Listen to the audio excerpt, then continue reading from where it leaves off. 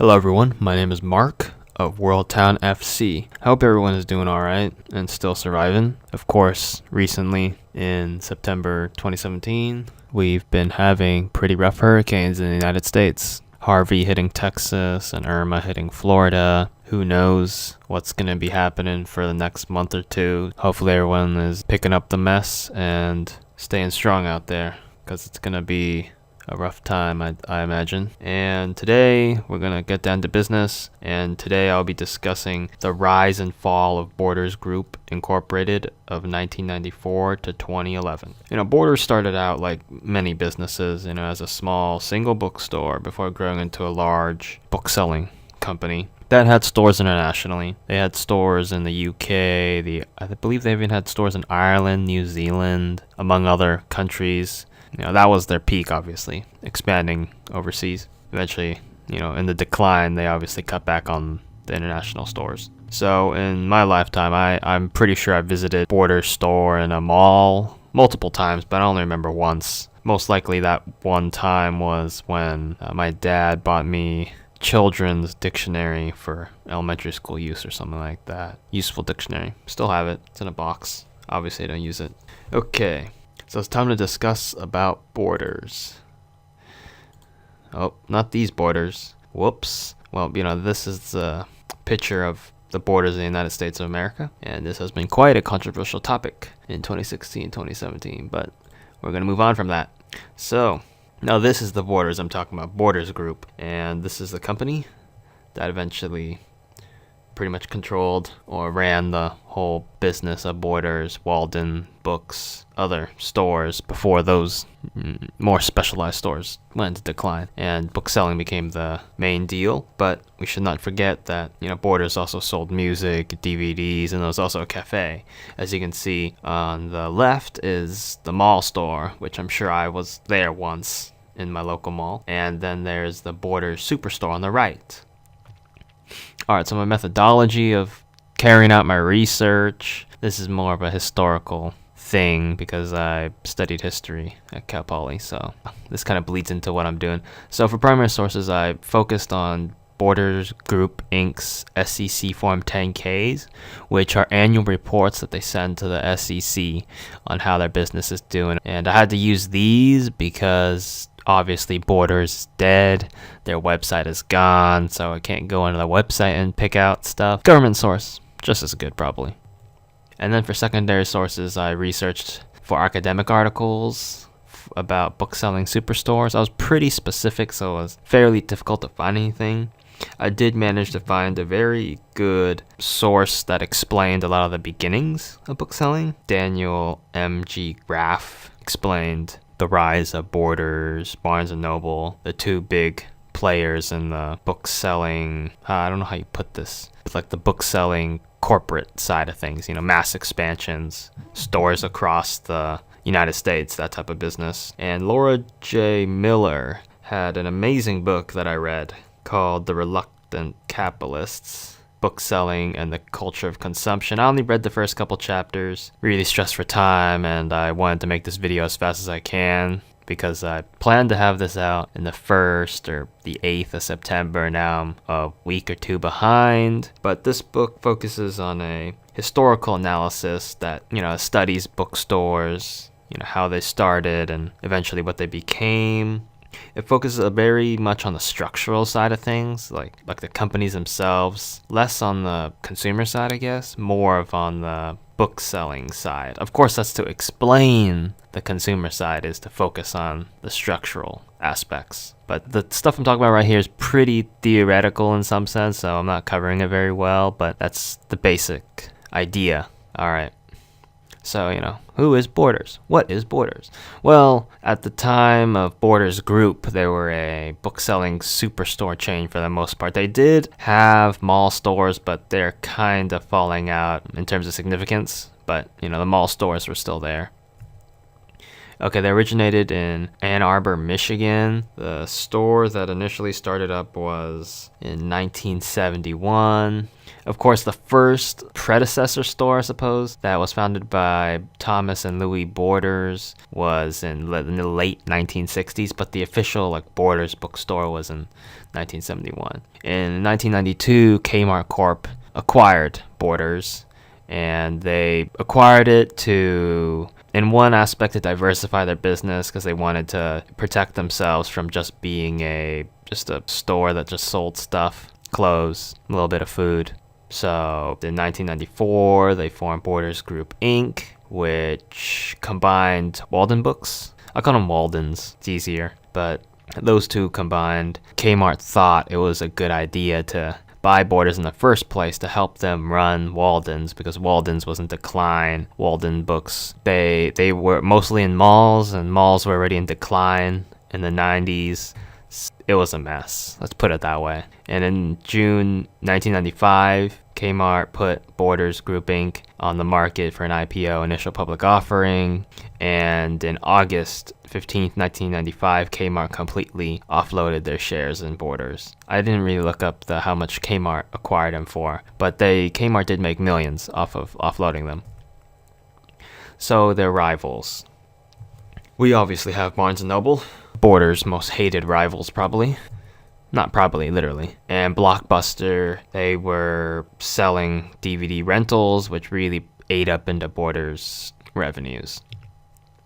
Best Buy as well, they also sold DVDs and CDs, also eating into Borders' lineup of selling products.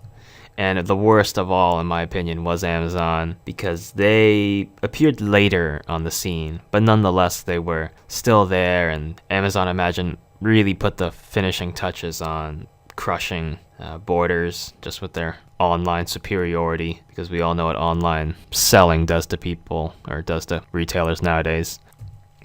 So, number one, I think one of the most important signs in the decline and fall of Borders was the average sales per store. They themselves, Borders, use this metric, and they mentioned it every year in their SEC Form 10-Ks. And as you can see, in 1996 to 1997, which was the beginning of their independence from Kmart, of course this is, quite a crucial thing, obviously. And they made $7.2 million per store average, and that eventually slowly declined, and in 2009 it was 4.3 million, which is pretty bad. And another reason besides economic downturn, online bookselling eating up into the physical bookstore market, as well as their competitors stomping on Borders, it's sort of hard to say, but they did open a lot of stores in that time period. So naturally, the more stores that are opening, the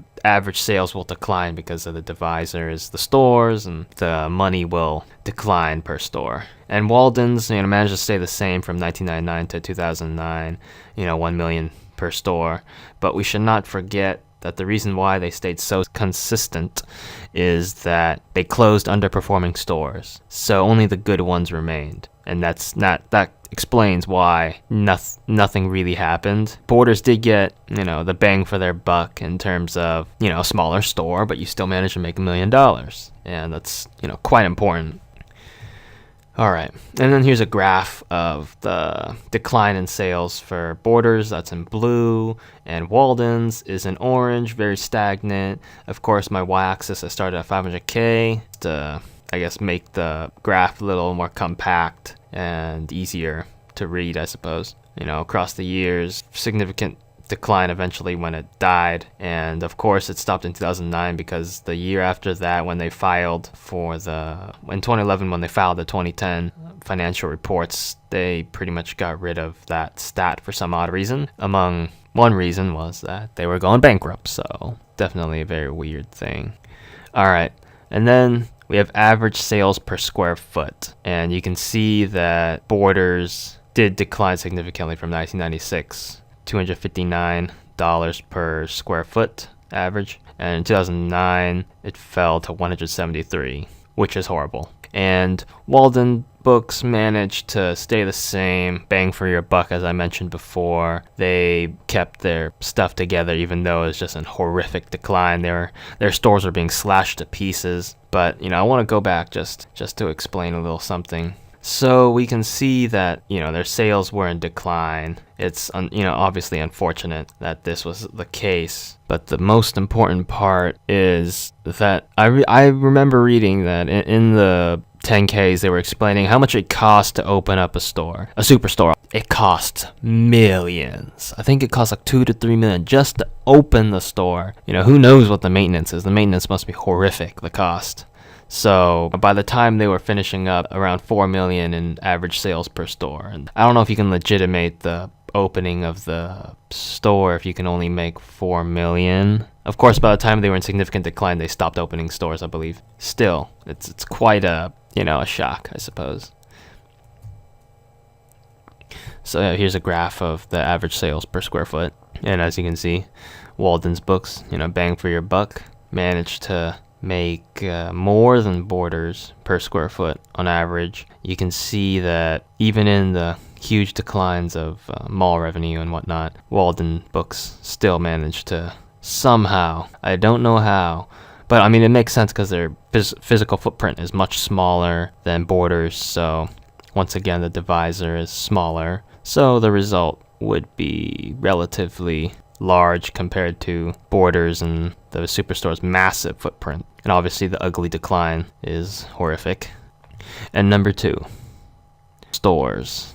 Why do I mention stores? Well, it's kind of a dull point. You should know that it was an important measurement for Borders themselves, although not at first glance. I focus on this because stores are critical to the growth initiatives of the company in the 1990s and I believe even into the 2000s. I personally find it quite saddening, obviously in hindsight, that this ultimately caused their destruction, but I'll get to that point later. So peak Borders in terms of superstores was 567 in 2006. Peak Walden Books was 936 locations in 1996, and the peak total was 1218 in 2000. We can roll on. So, I'm pretty sure wondering, what's a superstore? Well, a superstore was conceptualized and realized in 1990. And, the first Barnes & Noble superstore stood at 15,000 square feet, held around 100,000 titles, which was pretty big at the time. This massive store outclassed its rivals. The Super Crown stores, only was like 6,000 to 8,000 square feet. So it's a pretty big deal back then in the 1990s. But by 1995, the average superstore, increased to around the size of 55.5 or 55,500 with around 125,000 titles. The image on the right obviously shows Borders closing down. Barnes & Noble, Borders, those guys stood at the forefront of the superstore revolution in bookselling. And here's a graph. Of course, this includes international Borders stores. The blue line is Borders, orange line, or the light yellow orange line is Walden's, and the orange line on the top is the total. And as you can see, Borders steadily increased until 2006 and then started the decline, slow decline. And as you can see, Walden's was in a continuous decline from 96 to 2010. It's important because Borders, their whole game plan was to expand, and acquire and suck money out of the markets that they controlled. But kinda didn't work out, I suppose, in the end. Look what happened, right? All the growth didn't really last very long. So it's a tough call, I suppose. Back then, maybe they knew what they were doing. I have no idea what they were doing. Doesn't really have much detail in their plans and their financial statements. Not that I may be picky. Those financial statements some of them were like 80 pages long. Of course, I didn't read all of it because after the first 50 or 60 pages, there's just a bunch of legal mumbo jumbo after that and very insignificant material, in my opinion. But we're not going to get too distracted by that. Of course, you can see the trend, the opposite trend of Borders was going up, stores, and Walden's was in decline at the same time. Of course, I would say this is more of a correlation, not really causation. At best, you could say that chances are Borders superstores were probably cannibalizing the Walden Books store sales. It's possible. There's no one really says so, but the data kind of alludes to it a little, but I don't want to extrapolate too much from that. And number 3, questionable developments, that's for sure. So in 1996, I have a quote here. It says, Walden has a well-established name and reputation and generates cash flow that the company plans to use in large part towards financing the company's superstore growth. And that's Borders. Borders believed that they could essentially use Walden's ability to make money. I imagine it was somewhat profitable, even in its decline, the Walden stores, that they could pretty much use it as an ATM to use their money and put it into building up Borders superstores. Not exactly the greatest idea, obviously, in hindsight, but maybe at the time it was a pretty decent idea. Walden Books, it just wasn't like a sustainable, I suppose, ATM, because eventually they too would be in significant decline from declining mall business, cost cutting, and the economic downturn in the 2007-ish, 2008. And in 2000, Borders began to turn over the Borders.com operations to their mortal enemy, Amazon. I have no idea why they decided to do that, but from what I've read, it seemed like the Borders was not too happy about their losses in their website business or their e-commerce side. I personally think this is like a epic failure in terms of the management, and there are media reports that agree with this. You could just go on to the description below. I have plenty of websites if you want to read them that pretty much describe what the writers' opinions were on the decline and obviously the collapse of Borders. At the build up, naturally, the internet side of business is going to be taking losses, but I would imagine Borders, at the time still had, relatively good operations. They still made, I think, some money, so it doesn't make any sense why they would suddenly just fall apart. So maybe it's just Borders making a pretty serious mistake. And by 2001, Amazon had full control of Borders.com. Borders stopped counting revenues from internet sales as a separate part of the financial statement. They just included it into some insignificant section. I think they had to deal with royalties, gift cards, So it's definitely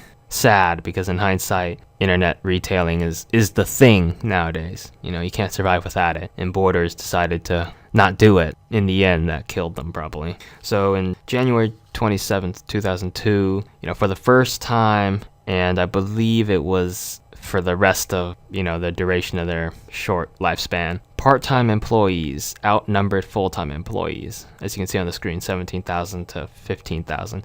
The difference ebbed and flowed a bit. Sometimes it would shrink, sometimes it would expand. By closing time, it expanded a lot. Several thousands of part-time employees outnumbering the full-timers. And in 2002, for the first time, Borders wrote that they were, quote, dependent, end quote, on their CEO and executives for future success. I don't know if, in my opinion, that is quite a very weird statement to make, because ideally speaking, a business should be capable of running operations without such high up administration. Sure, there's administration running around to deal with the regional stuff, but are you seriously dependent on your CEO and executives for future success? Kinda scary. Of course, they did die in 9 years, so maybe this is a precursor to why they died.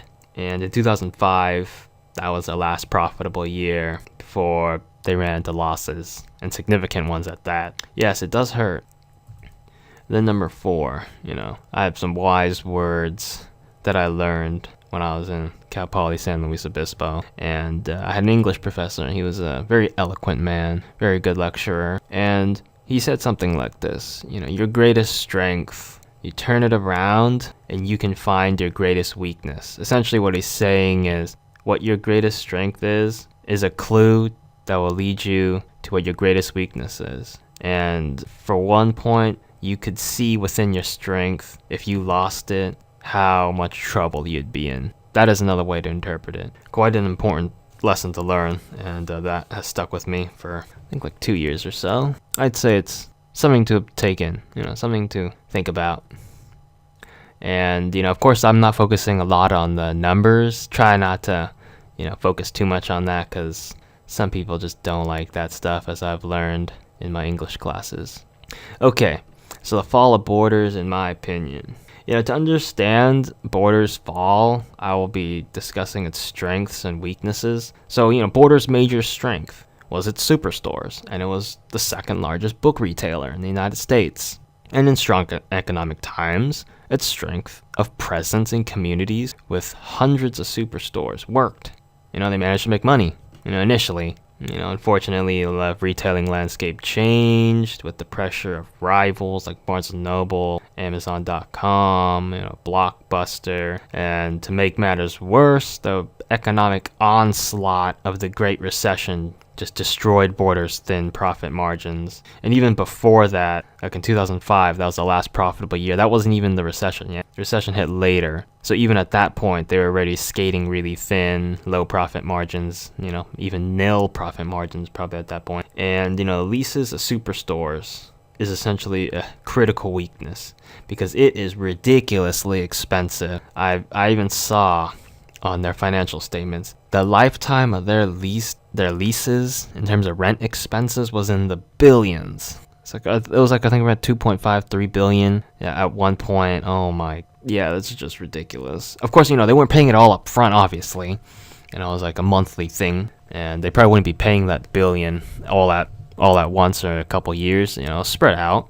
But still, that's a pretty big weakness if you can't find the money to pay those things. And, Barnes & Noble stood as a very tough competitor to them. And obviously being number 2 in the world is not exactly the best thing to be. And I've studied plenty of history to know that. And then Amazon, also another competitor that eventually just ate into their business. Ebooks, online retailing, started to put nails in Borders' coffin, sadly. And since its inception, Borders used a inventory management system. In 1997, they called it the, quote, expert inventory management system. And this system was computerized. It had an extremely rudimentary artificial intelligence, I'd say. They used principles of artificial intelligence to program it, and they were quite proud of this, please note. And until 2005, they mentioned it all the time in their financial statements. Quite, happy about it, for one thing. But unfortunately, in 2005, they had to move on to a new system, and they were quite worried about it, too. They said multiple years that, they could be screwed. They didn't say screwed, obviously. They could be losing money if this upgrade didn't go well. And in the end, I still do not know if it went well, because they never really said. I'd say quite suspicious, but who knows? So, once they overhauled it, they never mentioned it ever again. And next, the most notable strength of Borders superstores was a massive book selection that outclassed most, if not all, bookstores, physical ones. And in 2002, some store, I don't know if it was one Borders store or 2 Borders stores, but they had a peak of 209,000 titles in one location, which is ridiculous because nobody had that type of selection. But that's kind of like a super peak. It's never really went back to that level after that, and for the most part it was around the peak average of 150k, which they reached in 2000, and that was pretty much the level that most stores had by that point, especially in Borders. And this strength meant a lot to the company since Borders boasted that they had the largest selection of hard-to-find titles in physical bookstores. But unfortunately, as I read in news articles back then in 2011, such as a Bloomberg article that I read, that's linked below in the description, it said, sadly, that few actually cared about the book selection, or they noticed. That's quite shocking if this is true. I've never been into a Borders superstore, so I wouldn't know. I only went to a mall store. Questions, that's for sure. Also, having just so many books is super expensive. It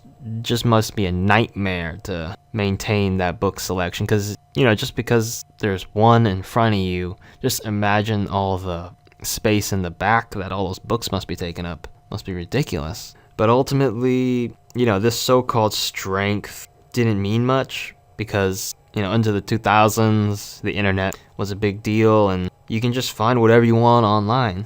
Online bookselling, Amazon.com. I'm sure there are other ones. Barnes & Noble even had internet stuff up by that point. So, yeah, that great strength of massive book selection meant nothing. Now that, my friend, is what you call a tragedy. Ultimately, Borders' greatest strengths were nullified. Advantages turned into liabilities. And that is not what you want, because that is usually when you go fall in the collapse and say goodbye type of time period. And, Barnes & Noble, after Borders went bye-bye, they did well. Naturally, no competitor. No second largest retailer of books competitors gone. But, eventually they also ran into trouble because, their major strength was in physical bookstore selling. It was not their online. Although, they have their Nook. I wanted to buy one actually a couple years ago. And then I realized that they don't really have that great of an ebook selection. I still have a decent one, but nothing like Kindle or Amazon's Kindle. Now I'm thinking about getting one of those sometime in the winter, but I might be not buying one because of cost cutting. I'm trying to cut my budget down, And eventually Barnes & Noble stagnated. And we have Amazon, the titan that rules them all. Only place they're going is up because they are just a living nightmare for the enemy. Physical, brick and mortar retailers, that's what I'm talking about. And, Amazon's warehousing, low costs compared to brick and mortar, it's a serious deal. A lot of retailers are nearing the end of their lives because of Amazon and online e-commerce. Changing times, serious deal. And Borders Group obviously went bye-bye. They went down. And the fallout. So there's a lot of empty real estate nowadays. I'm sure it's still empty. Although maybe in that mall that I used to go to, someone's filled in that space. But it's not the same. Borders, those mall stores, they were a key tenant there. You could say even the crowning jewel in some malls, because there's not really much left in terms of notable brands in malls, unless you go to the big malls. The urban malls I've heard are still surviving quite well. The suburb malls are starting to suffer quite a bit, and less consumer choice. Borders was the second largest in the United States, gone, wiped from the face of the earth, and you're pretty much down to Barnes & Noble. There are some places that have a store called Books A Million. I've never seen one before in California, but I've heard that they have quite a presence in the East. So there is that, but ultimately Amazon probably is just munching on the bookstore market, at least selling books anyway, and less competition. Not exactly the greatest thing that can happen in the market. Barnes & Noble and independent bookstores remain. They'll still be competing. And the worst of all is 16,400 people that still worked for Borders in their closing or in their planned bankruptcy. That's how many people were there. And once they left, over 10,000 people lost their jobs. This isn't going to be like some sort of, hey, we're just going to go find another job. No, it's not that simple, especially in that market. Those people, had specialized skills. They sold books. Where are they going to go? Barnes & Noble, there's not that many of them left either. Also, the Great Recession, a lot of the Main Street world, I sometimes, walk around, go to malls, although I haven't gone in quite a while. It's like the world's different now. The boom times are over, heading to a different time. Who knows where we're headed, to be honest. So ultimately, Borders, they just had to pay the price for their incompetence and dragged a lot of people down with them. And then here's my bibliography. Primary sources, all that huge chunk at the bottom is just all those Form 10Ks I had to read. A lot of years. I used up all of July to read them. Quite painful. But, I enjoyed learning. It's learning. You gotta learn. If you don't, who knows what's gonna happen. And then, secondary sources, mostly images. Hard to find secondary sources aside from the books and I think I missed my book. I forgot to put my book in here. That Miller. Oh well, I'll put it in the description. You'll get it. And ultimately, Borders Group, they were quite a notable force in the world. They even had international stores at their peak. I wouldn't say meteoric rise, but they definitely expanded quite aggressively. What happens after that? well, they fell. And they went bye-bye. Quite a saddening story, you could say. I hope you learned something from this. If you enjoyed this video, give video a thumbs up. Subscribe to the YouTube channel if you are new. 3 links below: Facebook, Instagram, and Twitter. I'll probably put that above the bibliography because the bibliography is massive. I'll put that below that. And, thank you for watching. And if you're new, you could subscribe, please. Subscribe, that'd be nice. Hopefully I can continue making videos like this. Although chances are it's going to be another month before I make another one. Just imagine it took me over 2 months just to make this one. The research and the reading, writing the transcript or the script, quite difficult. And yeah, this is Worldtown FC, united to triumph.